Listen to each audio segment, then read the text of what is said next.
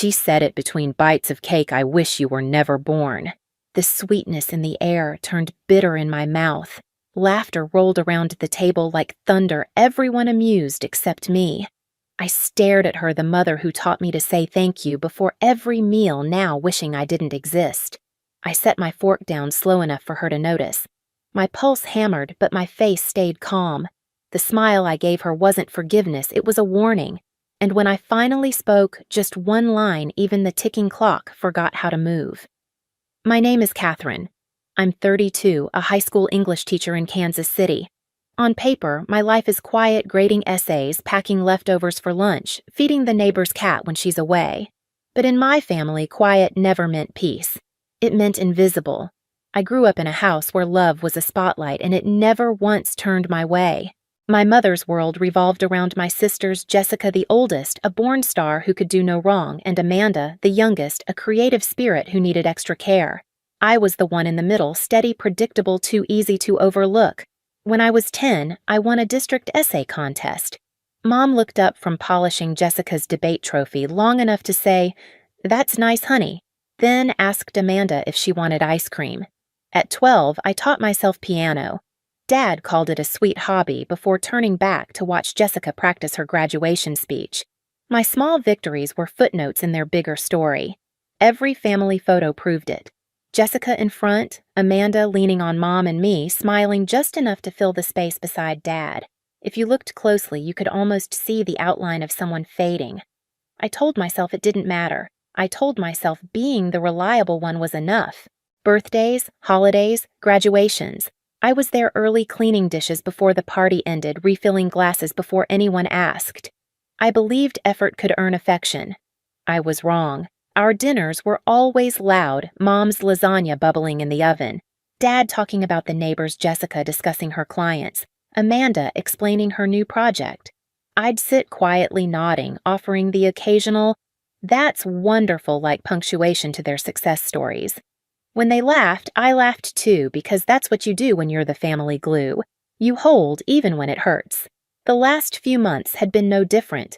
Jessica had just made senior partner at her law firm. Amanda was still painting in Mom's basement, but in our house that counted as following her passion. So when Mom called about hosting a celebratory dinner, I didn't hesitate. I baked a cake, my simple contribution to the family's perfect picture. I told myself this time would feel different. Maybe Mom would ask about my students or my new class project. Maybe she'd remember my favorite dessert wasn't chocolate but lemon.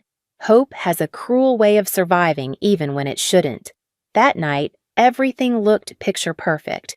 The table set with polished silverware candles flickering against cream china, the scent of garlic and wine filling the room.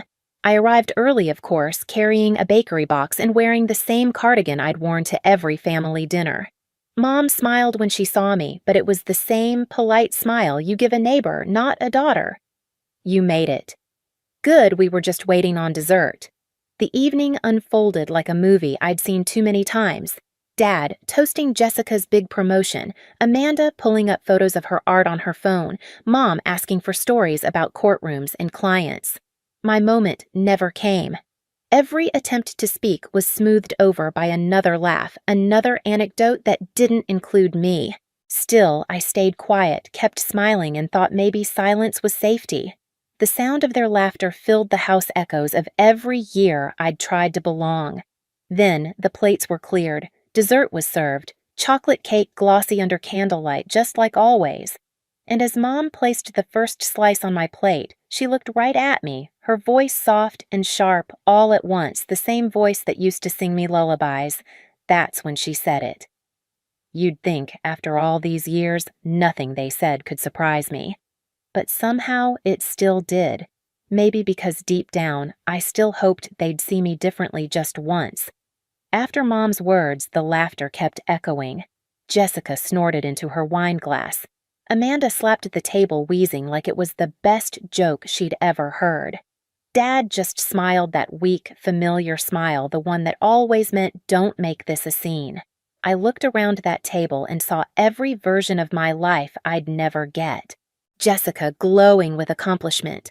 Amanda carefree and adored. Mom proud and centered in the warmth she created for everyone but me.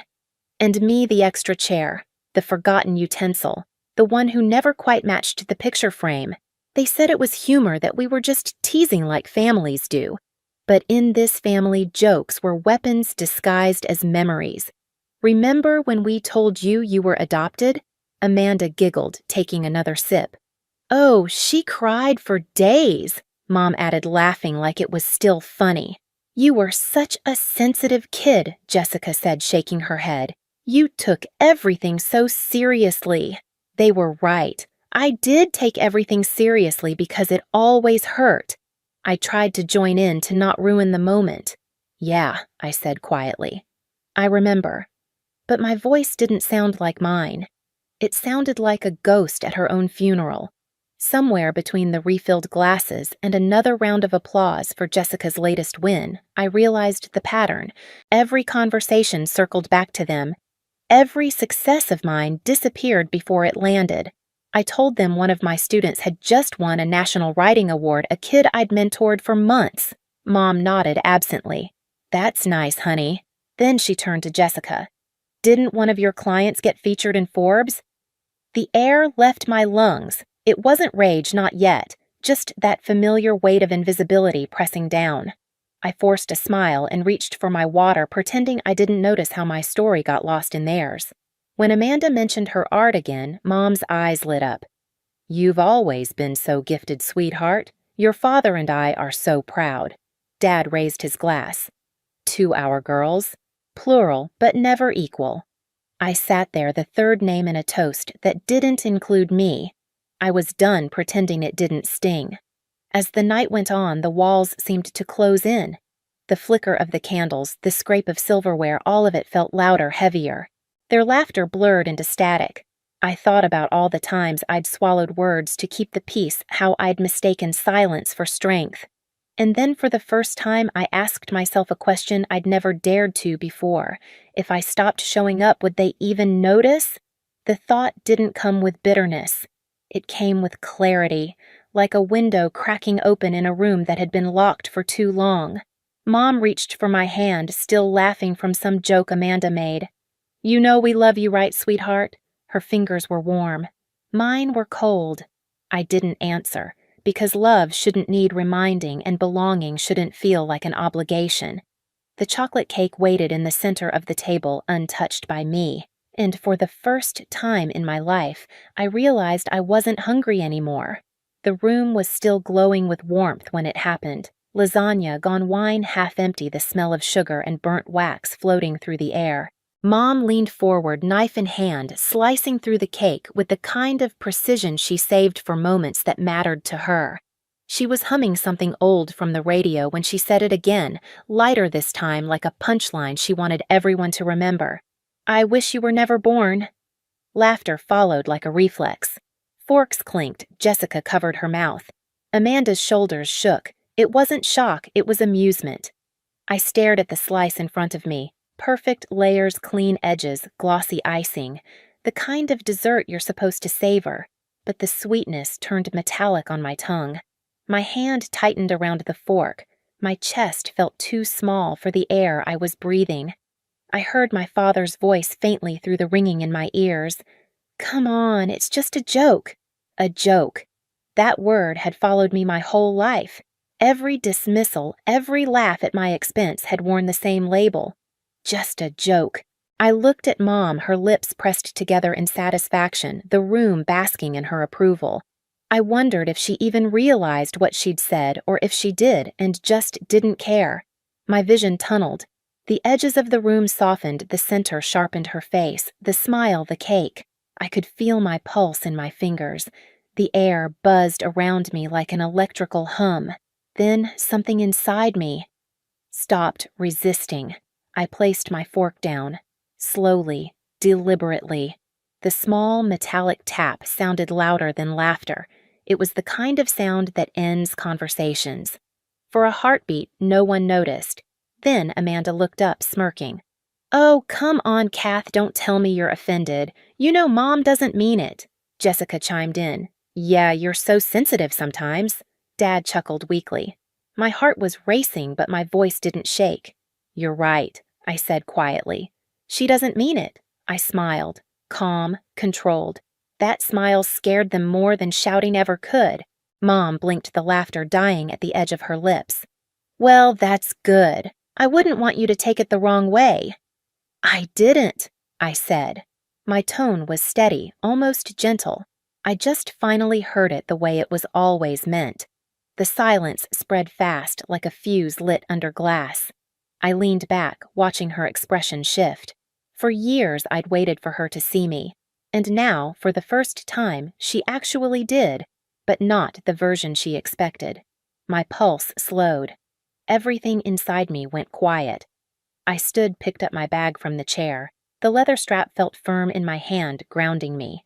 I looked at them, my mother, my sisters, my father, and realized I didn't hate them. I just didn't belong here anymore. I think I'm done for tonight, I said softly. No one spoke. No one stopped me. The chair scraped the floor, creaked, the candles flickered. I walked out of that dining room, out of their laughter, out of the life where I'd spent 3 decades being invisible. And behind me, as the door clicked shut, the room finally sounded the way it always should have, dead, silent. I didn't cry that night. Not a single tear. I went home, kicked off my shoes, and sat on the edge of my bed, staring at the stillness of my apartment. The same walls that once felt small suddenly felt like freedom.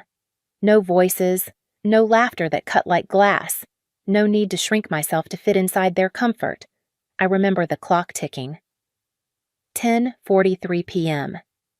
That's when I made the promise. I wasn't going to fight for a seat at their table anymore. I was going to build my own. I opened my laptop, hands still trembling. New tab. Teaching jobs, Seattle. The idea came like oxygen, far enough away that Mom couldn't just drop by, but close enough that it still felt like the same sky. I filled out 3 applications that night. By morning, I'd sent 10. Every click was a door closing behind me. Days turned into weeks. Calls started coming in first from recruiters, then from my family. Mom's voice on voicemail.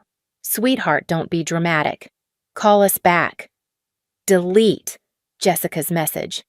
"You overreacted. We were joking." Delete. Amanda's text. "Mom's worried about you." Delete. For years, I'd been the one smoothing things over, calling back, making peace. But this time, silence was my answer. My absence was the conversation they never let me have. A month later, I accepted a position in Seattle. New school, new city, new start. The movers came on a Friday morning. As they packed the last box, I stood by the window, watching the autumn light pour in. For the first time in a long time, I didn't feel like background noise. I felt seen by myself. Seattle welcomed me with rain, the kind that smells like renewal. I found an apartment near the water, small but full of light. I bought a new desk, a cheap rug, and a plant I kept forgetting to water. Each object was mine, chosen, not inherited. At school, the first week was chaos in the best way. Kids with questions, laughter spilling down hallways, colleagues introducing themselves with warm smiles that didn't feel forced. My new principal, Mr. Reynolds, called me a steady light. I hadn't realized how much I needed to hear that. For the first time, I came home tired, but not empty. My students started trusting me. One of them even left a note on my desk. "You make words feel safe." I kept it folded in my wallet. Back in Kansas City, my absence grew louder. An old neighbor mentioned that Jessica and Amanda had stopped speaking. Thanksgiving plans were complicated. Without me mediating, they finally had to face each other. Without the glue, everything cracked. I didn't need to gloat. My revenge wasn't rage, it was peace. The kind of peace they'd never find sitting around that table. Every time my phone buzzed with an unknown number, I knew it was them. Sometimes I'd let it ring just to feel the power of choice. Silence had become my language. One evening, as rain tapped against the windows, I made tea, the same kind Mom used to brew at holidays. I took a sip, half expecting the bitterness of memory. Instead, it tasted warm, alive. My chest didn't tighten this time. I realized then that I hadn't disappeared. I'd finally appeared in my own life. And the irony, by wishing me gone, my mother gave me exactly what I needed, the freedom to exist without her permission. I closed my eyes, listening to the rain and the hum of the city below. No laughter, no noise. Just peace and the quiet satisfaction of knowing that my silence had become their undoing. Years passed soft and steady like the rhythm of rain on my Seattle window. Sometimes I'd catch myself wondering if they still sat around that table, the same one where I disappeared. I imagined Mom slicing into another perfect cake, but no one laughing quite the same way. Silence has a way of haunting a room once it learns your name. They reached out less over time. First came the letters Mom's handwriting trembling across the page. We didn't mean it that way. Then the photos stopped arriving at Christmas. By the third year, the calls slowed to nothing but static. And yet, I wasn't angry anymore. I'd stopped keeping score the day I learned peace doesn't need an audience. My life had grown quietly full. The students I taught made me laugh. My coworkers became friends who saw me not what I could fix for them. And then there was David, a man I met in a bookstore on a rainy Tuesday. He didn't ask about my family. He asked about my favorite author. We talked for hours, and somewhere between coffee refills and paperbacks, I realized I was happy. When we married, it was a small ceremony at a park overlooking the water. No family drama, no pretense, just music, laughter, and a soft wind carrying away everything I used to chase. A few years later, when our daughter was born, I named her Hope. She'll never have to earn her place at any table. She'll know she belongs because I'll tell her over and over until she never doubts it. Sometimes, when the house is quiet and she's asleep, I think about that night. Mom's voice, the laughter, the silence that followed. That silence used to feel like a punishment. Now it feels like peace. The night my mother wished I'd never been born was the night I finally started living. If you've ever had to walk away to find peace, you already know silence isn't the absence of love. It's what happens when you finally love yourself enough to stop begging for noise. When people ask if I ever made peace with my family, I tell them this peace isn't something you wait for, it's something you build. I never went back to that dining room, but sometimes I still dream of it, the clink of silverware, the smell of garlic bread, the sound of my own heartbeat trying to stay quiet. In those dreams, I don't see their faces anymore, just the empty chairs, and the silence that fills the room long after I've walked away. Seattle became home, my classroom, my refuge, my daughter, my proof that love can begin in the ruins of what came before. Every time she runs into my arms laughing, I think about that night, the one that was supposed to erase me, and I realize it didn't. It rewrote me. Because sometimes the cruelest wish becomes the greatest gift. Mom wished I was never born, and in a way, she got her wish. The version of me they once knew, the one who begged to be seen, no longer exists. But the woman who replaced her. She was born that night over dessert. So, if you've ever been told you don't belong, that you're too much or not enough, listen to me. You can leave the table. You can build your own. And when you do, you'll find that silence doesn't mean loss. It means you finally have the space to hear your own voice. If this story found you tonight, drop your city in the comments and tell me, have you ever had to walk away from someone you love just to love yourself? Your story might be the one someone else needs to hear. And if you believe that peace can be its own kind of revenge, subscribe for more stories like this one.